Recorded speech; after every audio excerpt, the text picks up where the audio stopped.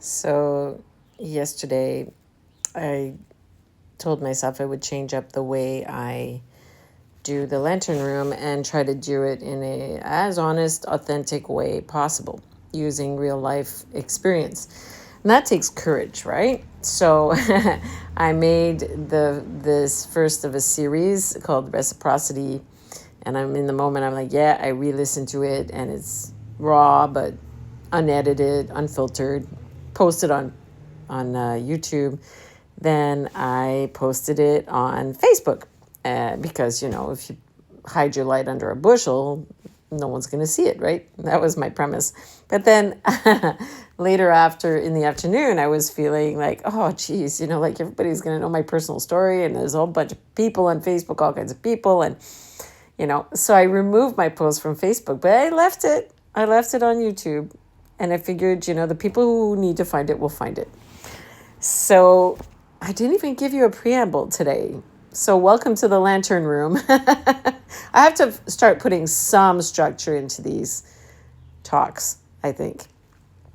Anyways, I decided I was going to challenge myself to, like a courageous conversation with myself and with you, one a day on different topics that also told stories about how I think and how they were, I'm working out a problem. I think through my life experiences and maybe hopefully that can help one of you people. So today's topic is enough. What does it mean to feel that you are enough? Not productive enough, not attractive enough, not successful enough, just enough, right? And I always was perceived, I think, as someone who had a lot of confidence. I'm a Leo. I am like positive. I think I can do it, and I was raised like that. If you keep working, you can achieve. But the question of enough, right? When are you just enough?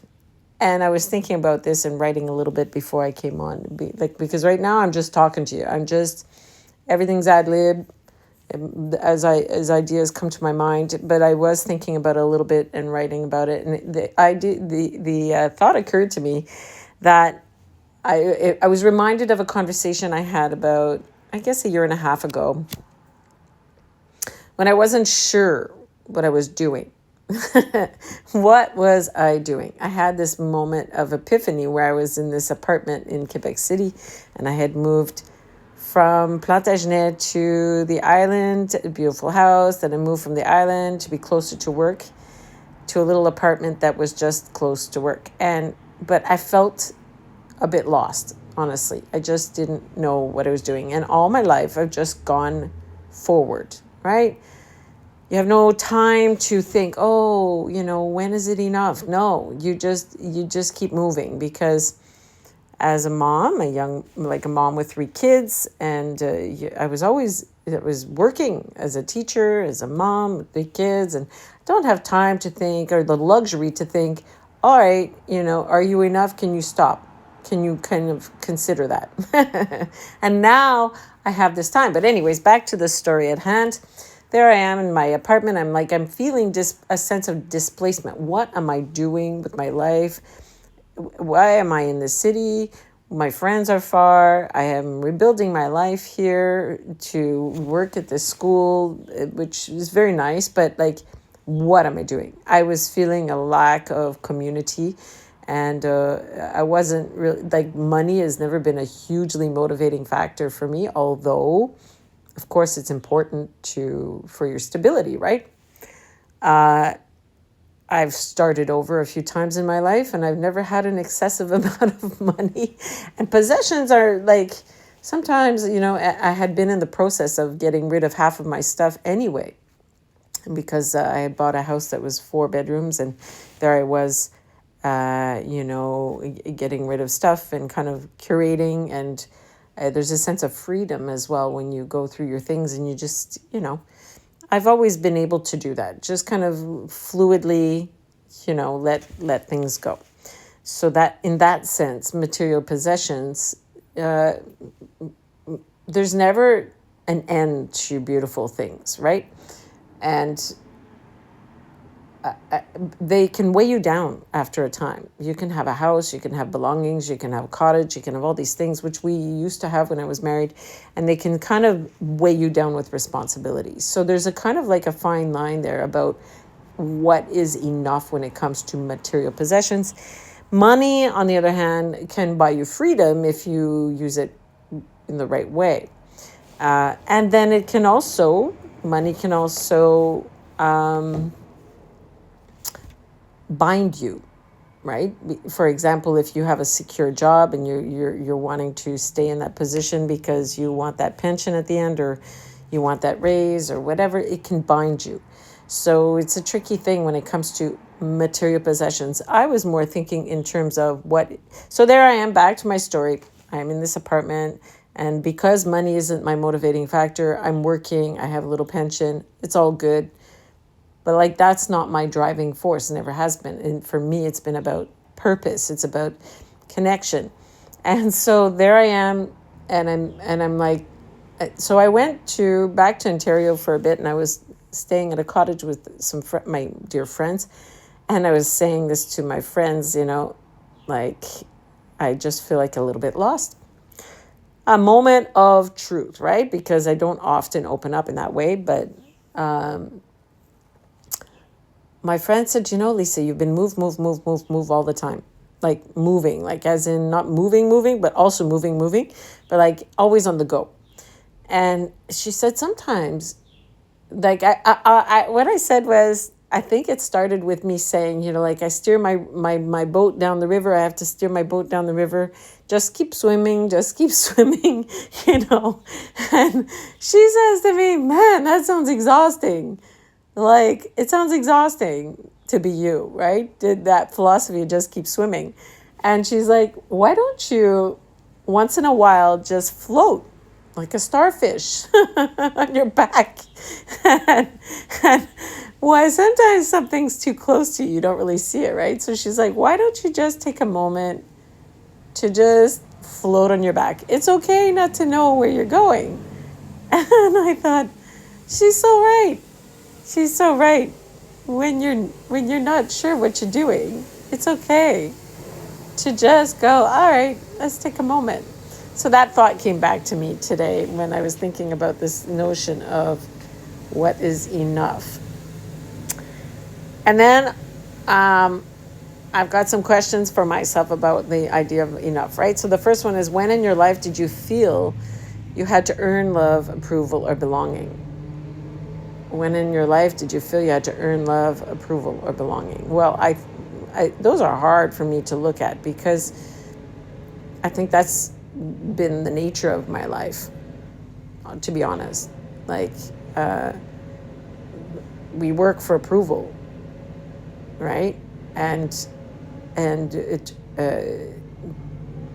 I think we did that. I did that very much so, pretty much in my first half of my life, right up until the last few years even. I think I've come to understand, and that's why I find my connection of friends and family so important, is that the people who truly love you won't require you to earn love, approval, or belonging. They'll just hold you. They'll just hold space for you. So that's an understanding I've come to, especially when you put distance between yourself and your friends. You realize how, I did always understand that, but like, I realize it even more so now, that the people who just hold space means that you can relax. You can float on your back with them. You can be vulnerable. You can be relaxed in their presence, because you can trust that they've got you. They've got your back. And they also accept me as I am. They don't expect anything from me. Well, that's wonderful, right? You can just kind of relax, float on your back while you're with them. You can be vulnerable. You can not wear makeup. You can not perform, and still they'll love you, right? Have there been seasons when achievement became a substitute for self-worth? That's a good question, right? We think about these things. So, yes, I was very driven when I was younger to pull myself out of the life that my parents had created for us, that was not really created with intention. It was just kind of chaos. So for me, I was very driven to I created goals, and then I would break those goals down into little mini steps, and then off I would go and work my butt off to become a teacher, to get through university, to build some stability for myself, to even with my marriage and afterwards. But being a teacher was a choice that I absolutely have no regrets about. There were moments when I could have done other things to make more money, right? Say become a principal or whatever. So it wasn't about that. It was about really knowing where I found purpose, which was with my students. So did it become a substitute for my self-worth? Maybe. I think it was very much linked with identity, right? What is our identity? And so with some distance, especially after I took a sort of semi-retirement, then you get some distance from your work and you're able to look at your work and go, okay, is that all of who I am? Is my self-worth wrapped up in a position, in a job? Because once that job is gone, who are you then, right? After that. So there was certainly a transition and a kind of recognition that my life can't be just about a role. Whether you're a mom when your kids leave, who are you after that? Who are you outside of your work? Who are you as an individual? Are you allowed just to be an individual without all these roles and still be worthy? And yesterday I was talking about, was it yesterday? I don't know. Anyways, I was talking about the idea of we're a child of the universe. We're as important as animals. And animals don't have to prove their worth. They're just animals. Trees don't have to prove their worth. They're trees. We can be unique and joyful and spontaneous, and we can mess up, and we can make mistakes, and we can apologize, we can play and enjoy life, and we don't have to always be performing. But I think there's that very much societal expectation that we just keep performing. And it makes me think of Alan Watts and how I would show this video that Alan Watts, I love Alan Watts. If you don't know Alan Watts, he has talks on YouTube. He was a speaker from the 60s, kind of like your hippie style philosopher, but he also saw from a lens that was very kind of like removed from the earth, so we could kind of look at our patterns and the way people act sometimes. And there was a voiceover with his voice about the way people are, right? So you're young, you're raised in a school system that says you pass, right? You got to go from grade 1 to grade 5 to grade 12. Then from there, and you work and you work and you work towards a goal, which is to go to college. And then you go to college and you work and you work and you work so that you get the right job. And then you work and you work and you work to own stuff. And stuff is like a house and a car and maybe a cottage. And then you're wanting to get a higher promotion and you don't really have time to enjoy it because you're working to get to the next, to the next, to the next. And then people start working to get to retirement so that they can finally relax and calm down. And and then they've neglected their health often. So by the time they're retired, they're frazzled and done in, which, I recognize that. I worked hard. And by the time I did take a mini retirement at 50, I was done. I was like, done, tired. I needed a break. So I get it. And then what happens, he was saying, is that, okay, you take your retirement and maybe you have a few years where you travel a little bit or whatever. But then, right, you realize you're in a big house, your kids are growing up, and then you downsize. You sell your house, and you end up in a room, basically, a nursing home in a room. And that's a very sad thing, right? Because you're never living in the moment. You're always moving towards the next level. You're always working. And you're never really just settling, like, when is enough? What is important? I think it's more that. What what do we focus on, right? I like to say what we focus on grows. So if we focus on our friendships and we take care of them, that's like a plant. It'll grow. If I focus on taking care of Buddy, my dog, he's going to be happy. We're going to have a close connection, a close bond, and everybody's going to be healthy. If I focus on keeping a tidy home, I'll have a tidy home. What we focus on grows. So if we don't focus on parts of our lives, they're going to wither and die. If all we want is success in a traditional money-bound way, well, maybe that'll grow, but to the detriment of other things. That's what I understand now about my life. So like I'm trying to invest in places that aren't just about money. I'm trying to invest in my friendships, in my family, in my children, in myself as an artist, in myself as a physical human being, because I tend to ignore that part, right? When I'm work, I don't take care of enough sleep, the right food, working out, going outside, taking walks. That's also very important. This morning, it was 6 o'clock in the morning. I get up early and I was outside and I was watering my plants. It's going to be a hot day. It's Canada Day. I carve time in my day for things that are important to me that have nothing to do with money. Are there people who made you feel you had to prove yourself? That's another question. Yes. There are people in my life that made me feel like I had to prove myself. Oddly enough, it wasn't the teachers I had when I was a child. Actually, that's one of the reasons I became a teacher, is because I had wonderful teachers. Not all of them, but I had several that were significant to me, especially in primary school. And they created like a safe haven for me where I could just read or be myself or just be quiet, because I was very quiet, and just that I felt like I was enough. And then that was an environment that was nurturing, right? And I didn't have very many environments like that when I was a child.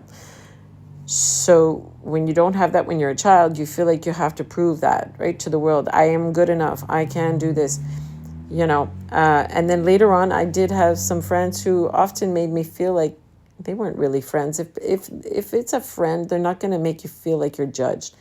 They're not going to make you feel like you have to perform to feel better. But I didn't really understand that, because I felt like I had to keep my people.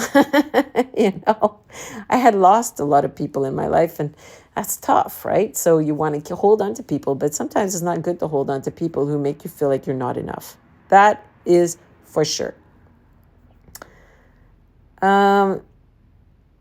If you truly believed you were enough today, what would you stop chasing? I asked ChatGPT to create these questions for me because it helps.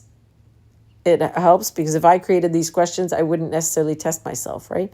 And, if you want to be honest, you have to test yourself. So if you truly believed you were enough today, what would you stop chasing? That's a good question. I think I would have to keep in mind that I don't need, I'm in a new community in Quebec City here, and I'm trying to develop my photography relationships a little bit more to right? I'm networking. That's my goal for this year, is to kind of get a little bit, put myself out there a little bit in this area. That takes time. And so I don't need to make a million connections. I don't need to be rich. I need to stay balanced and just slowly move ahead in different areas of my life. Does that make sense? So that is my roundabout way of talking about what is enough.